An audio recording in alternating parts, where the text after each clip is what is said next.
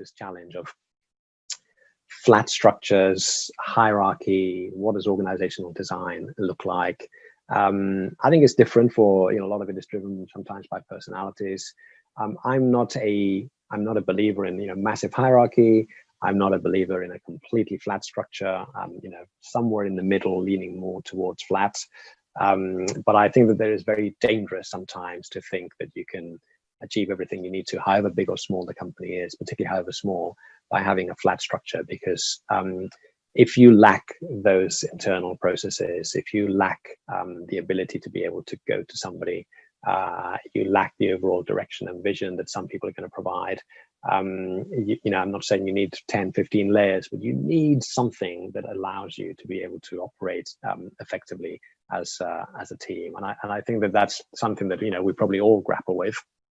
So the challenge I always think is, how flat can you go without being completely flat? And that's kind of, the overall theme that we follow when we try and come up with the right solutions to organizational design.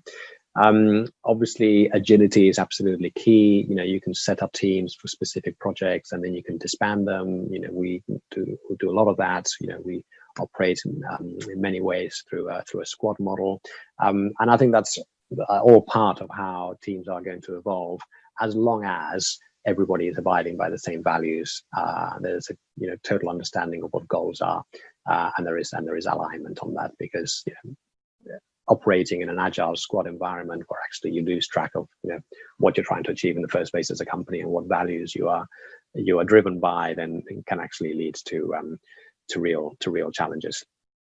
So I think that is very important, and I think leadership is hugely important. And one of my favorite quotes, it doesn't necessarily apply to the overall theme of organizational design, but I think it does show how important leadership is from Alexander the Great, and he said that he was more scared of